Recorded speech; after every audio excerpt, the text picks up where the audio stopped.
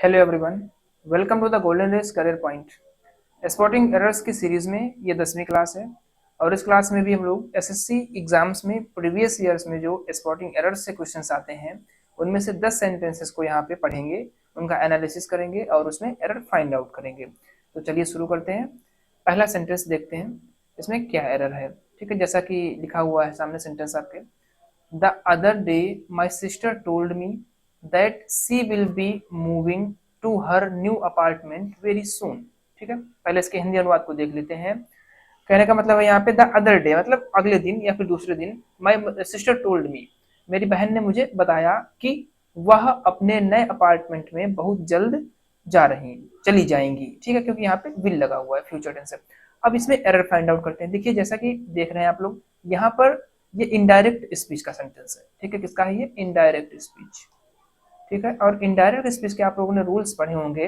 अगर हमारा जो ये दो क्लास होती है ना, इसमें अगर पहली क्लास, ठीक है, जो कि यहाँ से यहाँ तक है, ये क्लास अगर हमारी पास्ट टेंस में है, ठीक है, तो ये जो नेक्स्ट क्लास है ये भी पास्ट टेंस में ही होनी चाहिए, जिसको कि हम लोग रिपोर्टिंग वर्ब रिपोर्टेड स्पीच बोलते हैं। ठीक है, अगर रिपोर्टिंग वर्ब पास्ट टेंस में है तो रिपोर्टेड स्पीच भी पास्ट टेंस में होनी चाहिए। ठीक, तो इस रूल के अकॉर्डिंग यहाँ पर जो हमने देखा था other day my sister told, यहाँ पर सेकंड फॉर्म लगी हुई है, इस वजह से ये हमारा पास्ट टेंस में है। ठीक है, तो कंजक्शन के बाद में जो भी क्लास लिखी हुई है वो भी पास्ट टेंस में होनी चाहिए, और यहाँ पर विल लगा दिया है। ठीक है, इसको पास्ट टेंस में जब चेंज करेंगे तो विल की जगह पर क्या आ जाएगा? हमारा वुड आ जाएगा। अब ये सेंटेंस पूरी तरीके से सही हो गया। ठीक है, तो एरर किस पार्ट में? पार्ट बी में हो जाएगी। चलिए नेक्स्ट सेंटेंस नंबर 2। दूसरे सेंटेंस में क्या है यहाँ पे? Each of the students participating in the drawing competition have to bring his own materials. ठीक है, पढ़ते पहले इसके अनुवाद को देखते हैं। कह रहे हैं कि ईच ऑफ द स्टूडेंट्स, विद्यार्थियों में से प्रत्येक, participating in the drawing competition, जो चित्रकला प्रतियोगिता में भाग ले रहे हैं, ठीक है, have to bring his own materials, उन्हें अपना जो भी सामान यूज करना है खुद का लाना पड़ेगा। ठीक है, अब एरर फाइंड आउट करते हैं। देखिए यहाँ पर ईच जो लगा हुआ है इसका मतलब ये सिंगुलर को डिनोट करेगा। ठीक है, सिंगुलर के लिए है। अब इसी के अकॉर्डिंग यहाँ पर सब्जेक्ट वर्ब एग्रीमेंट का एरर है। ठीक है, यहाँ पर क्या है? सब्जेक्ट वर्ब एग्रीमेंट की एरर है। तो सब्जेक्ट जो है वो हमारा सिंगुलर में है। अब इसमें वर्ब देखेंगे हम लोग पार्ट सी में, जो ये हैव लगी हुई है ये प्लूरल वर्ब है, इसके स्थान पे क्या होना चाहिए था? हैज। ठीक है, अब ये पूरी तरीके से सेंटेंस सही हो गया। तो पार्ट सी में हमको एरर फाइंड आउट हुई है इसमें। ठीक है, क्या रूल्स क्या है ये? मतलब अगर हमारा सब्जेक्ट सिंगुलर है तो वर्ब भी सिंगुलर होनी चाहिए, मतलब सब्जेक्ट और वर्ब एक ही जैसे होने चाहिए। वर्ब हमेशा अकॉर्डिंग टू सब्जेक्ट प्रयोग की जाती है। चलिए सेंटेंस नंबर 3 देखते हैं। तीसरे सेंटेंस में क्या बताया गया है? राज सरप्राइज्ड एवरीवन, राज ने हर किसी को अचंभित कर दिया। When he created an unbreakable record of 1.5 centuries। ठीक है, पहले इसके अनुवाद को समझते हैं। राज ने हर किसी को अचंभित कर दिया जब उसने एक न टूटने वाला, ठीक है, 1.5 सेंचुरी माने क्या होता है? शताब्दियों का रिकॉर्ड बना दिया। ठीक है, अब एरर फाइंड आउट करते देखेंगे। राज सरप्राइज्ड एवरीवन, यहाँ पर राज सब्जेक्ट हो गया, पास्ट इंडेफिनिट का सेंटेंस, सेकंड फॉर्म लगी हुई है, बिल्कुल सही है। ठीक है, एरर फाइंड आउट करते समय 2-3 बातों का ध्यान रखते हैं। नंबर 1 पर सब्जेक्ट वर्ब एग्रीमेंट देख लेंगे। नंबर 2, प्रीपोजिशन अगर कोई आया हुआ है क्या वो उचित प्रीपोजिशन लगा है। नंबर 3, अगर कोई कंजक्शन यूज हुआ है तो क्या वो उचित कंजक्शन यूज हुआ है या नहीं। ठीक है, चलिए अब और दूसरा एक चीज और ध्यान रखेंगे, सेंटेंस का हमारा वॉइस क्या है? एक्टिव वॉइस है या फिर पैसिव वॉइस है।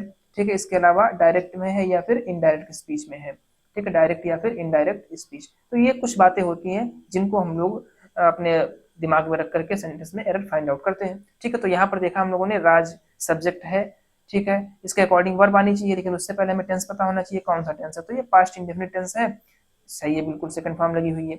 नेक्स्ट बी पार्ट में व्हेन कंजक्शन हो गया, ही क्रिएटेड ये पास्ट में था और ये वाला क्लास भी पास्ट में है। ठीक है, ही के साथ में ये भी देखिए यहाँ पर सेकंड फॉर्म लगी हुई है पास्ट, ये भी सही है।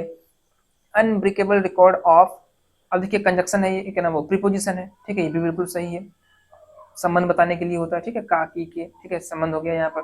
आगे 1.5 सेंचुरीज, यहाँ पर देखेंगे सेंचुरीज प्लूरल आया हुआ है और यहाँ पर 1 और 2। ठीक, कम से कम देखिए एक तो पूरी सेंचुरी हो गई और दूसरी आधी, तो यहाँ पर भी प्लूरल है।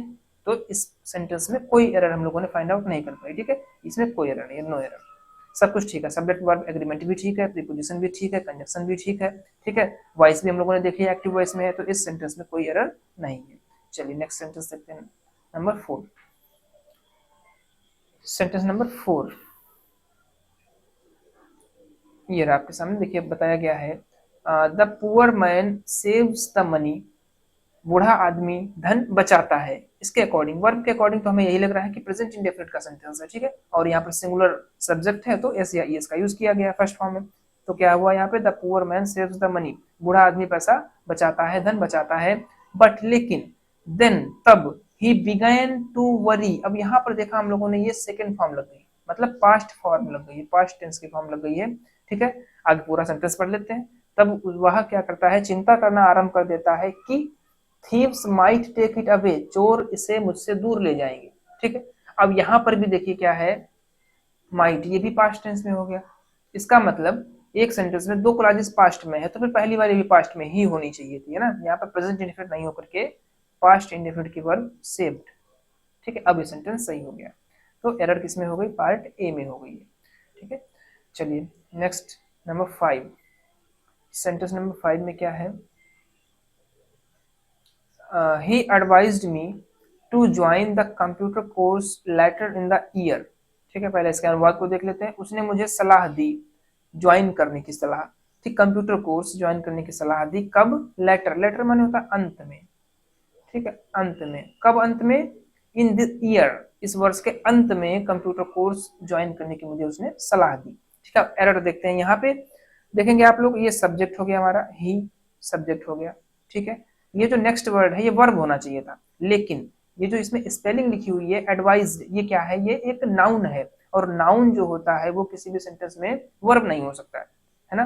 तो वर्ब में चेंज करेंगे इसको। वर्ब के लिए क्या करना पड़ेगा हमको, कुछ नहीं, बस यहाँ पे एस लगा देना पड़ेगा। ये जो वर्ड होता है ये वर्ब है, एडवाइज्ड, और एडवाइज ये जो सी वाला है ये नाउन है। इसके मीन्स सलाह होता है और इसके मीन्स सलाह देना होता है, ठीक है। तो एरर क्या हुई इसमें, शब्द की एरर है, सिर्फ वर्ड की एरर है, मतलब पार्ट्स ऑफ स्पीच की एरर है, नाउन ना होकर के वर्ब होना चाहिए था। पार्ट ए में एरर मिल गई हम लोगों को। चलिए नेक्स्ट नंबर 6 नंबर सेंटेंस में क्या बताया गया है, 9/10 of the pillar have rotted away, मतलब कहने का ये है कि खंभे का जो हिस्सा है, एक यहाँ पर एक हिस्सा बताया गया, जो भी हो, ठीक है, ये हिस्सा बताया गया है, क्या हो गया, वो रोटेड अवे, सड़ गया है, ठीक है। अब सब्जेक्ट वर्ब एग्रीमेंट सबसे पहले देखेंगे। यहाँ पर सब्जेक्ट क्या है, ये हिस्सा है खंभे का, तो हिस्सा तो एक ही होगा ना, सिंगुलर, ये क्या है, सिंगुलर सब्जेक्ट है। तो इसके अकॉर्डिंग हमारे लिए वर्ब क्या आनी चाहिए थी सेंटेंस में, सिंगुलर आनी चाहिए थी, लेकिन यहाँ पर हैव लिखा हुआ है, यही मिस्टेक हो गया, यही एरर हो गया। तो सिंगुलर वर्ब हैज होगा, हो जाएगी यहाँ पे, ठीक है। पार्ट सी में एरर हम लोगों ने फाइंड आउट कर ली। चलिए नेक्स्ट सेंटेंस देखते हैं, नंबर 7 नंबर सेंटेंस में क्या बताया गया है, लिखा हुआ है, one major reason for the popularity of television is that most people like to stay at home, ठीक है। अनुवाद देख लेते हैं, कह रहे हैं कि वन मेजर रीजन, एक बड़ा कारण, for the popularity of television, मतलब टेलीविजन की पॉपुलैरिटी का, पॉपुलैरिटी मीन्स क्या है, विख्यात होना, प्रसिद्धि, ठीक है। टेलीविजन की प्रसिद्धि का या फिर पॉपुलैरिटी का एक बड़ा कारण क्या है कि most people like to stay at home, ज्यादा से ज्यादा लोग घर पर रुकना पसंद करते हैं, ठीक है। एरर देखते हैं यहाँ पे, वन मेजर रीजन बिल्कुल सही है, कोई एरर नहीं इसमें। यहाँ पर फॉर प्रीपोजिशन है, वो भी कोई एरर नहीं है। द पॉपुलैरिटी क्योंकि के लिए होता है, इसका मतलब क्या होता है, के लिए, ठीक है। तो ये प्रीपोजिशन भी सही लगा हुआ है, ठीक है। आगे देखेंगे हम लोग, द पॉपुलैरिटी ऑफ टेलीविजन, ठीक है, बिल्कुल सही है। अब यहाँ पर देखेंगे पॉपुलैरिटी ऑफ टेलीविजन, ये सब्जेक्ट हो गया हमारा, ठीक है, और इज हेल्पिंग वर्ब लगी हुई है, बिल्कुल सही है, सिंगुलर के लिए। आगे दैट कंजक्शन हो गया, मोस्ट पीपल, बस यहीं पर एरर हो गई, मोस्ट पीपल नहीं होता, क्या होता है, मोस्ट ऑफ द पीपल, ठीक है, लोगों में से बहुत, अधिकांशता, ठीक है, मोस्ट ऑफ द पीपल। तो एरर हो गई पार्ट सी में। चलिए next sentence number 8। Sentence number 8 में देखिए क्या लिखा है, our efforts are aimed to bring about a reconciliation, ठीक है। अब देखते हैं इस सेंटेंस में, सबसे पहले इसका अनुवाद समझते हैं। अब देखिए कह रहे हैं कि हमारे प्रयास, ठीक, एफर्ट्स मैंने क्या, हमारे प्रयास, आर एम्ड, हमारे प्रयासों का लक्ष्य क्या है, हमारे प्रयासों का लक्ष्य है to bring about reconciliation, reconciliation का मतलब होता है सुलह, ठीक है, सुलह समझौता कराना, सुलह कराना या फिर समझौता करा देना, ठीक है। तो अब देखते हैं यहाँ पर एरर क्या है, अवर एफर्ट्स आर एम्ड, यहाँ तक तो कोई एरर नहीं है ना। एफर्ट्स है, प्लूरल वर्ब लगी हुई है, थर्ड फॉर्म लगी हुई है, क्यों, क्योंकि आर एम्ड मतलब पैसिव वॉइस में होगा सेंटेंस। आगे टू ब्रिंग, बस यहीं पर एरर हो गया। देखिए एम्ड कहीं पर भी आता है तो इसके साथ प्रीपोजिशन एट लगता है, क्या लगेगा, एट लगेगा, और इसके बाद में जो ये वर्ब आएगी वो जीरंड होनी चाहिए थी, तो ब्रिंग ना होकर के क्या होगा, ब्रिंगिंग हो जाएगा। ठीक है, अब सही है बिल्कुल। Our efforts are aimed at bringing about a reconciliation, हमारे प्रयासों का लक्ष्य किस पर है, एक सुलह लाने पर है, ठीक, सुलह के बारे में है। तो एरर किस पार्ट में हो गई, पार्ट बी में। चलिए next sentence number 9। Sentence number 9 में क्या बताया गया है, देखिए लिखा है neither the size nor the color of the globes were right। ठीक है, अब देखिए यहाँ पर कह रहे हैं कि ना तो साइज और ना ही रंग जो दस्ताने हैं उनका ठीक था, मतलब दस्तानों का ना ही साइज और ना तो कलर, कोई भी ठीक नहीं था इसमें। तो अब देखेंगे यहाँ पर भी सब्जेक्ट वर्ब एग्रीमेंट का ही एरर है, क्योंकि नाइदर नॉर जब भी कहीं पर आता है तो इसके साथ में वर्ब कैसी होनी चाहिए, सिंगुलर होनी चाहिए। ठीक है, सिंगुलर होनी चाहिए, नाइदर नॉर आइदर और के साथ में वर्ब सिंगुलर होनी चाहिए, जबकि यहाँ पर इन्होंने वर लिख रखा है जो कि प्लूरल वर्ब है, तो इसके स्थान पर क्या होना चाहिए, वाज होना चाहिए। ठीक है, तो पार्ट सी में एरर फाइंड आउट हुई है इसमें। चलिए आज का लास्ट सेंटेंस देखते हैं, सेंटेंस नंबर 10। इसमें क्या बताया गया, the children which are assembled in the hall are the ones chosen for the field trip. ठीक है, अब देखेंगे यहाँ पर पहले इसका अनुवाद देख लेते हैं। कह रहे हैं कि जो बच्चे, ठीक, बच्चे जिन्हें असेंबल्ड एकत्रित किया गया या फिर जो एकत्रित हुए हैं कहाँ, हाल में, आर द वंस वो हैं, कौन है, chosen for the field trip, चुने गए बच्चे हैं जिनको कि फील्ड ट्रिप के लिए चुना गया है। ये इसका अनुवाद हो गया एक तरीके से, ठीक है, मीन्स हो गया। अब एरर देखते हैं, द चिल्ड्रेन यहाँ पर क्या है, ये प्लूरल है ना। देखिए सब्जेक्ट वर्ब एग्रीमेंट के हिसाब से अगर देखेंगे तो ये सब्जेक्ट हमारा कैसा है, प्लूरल सब्जेक्ट है।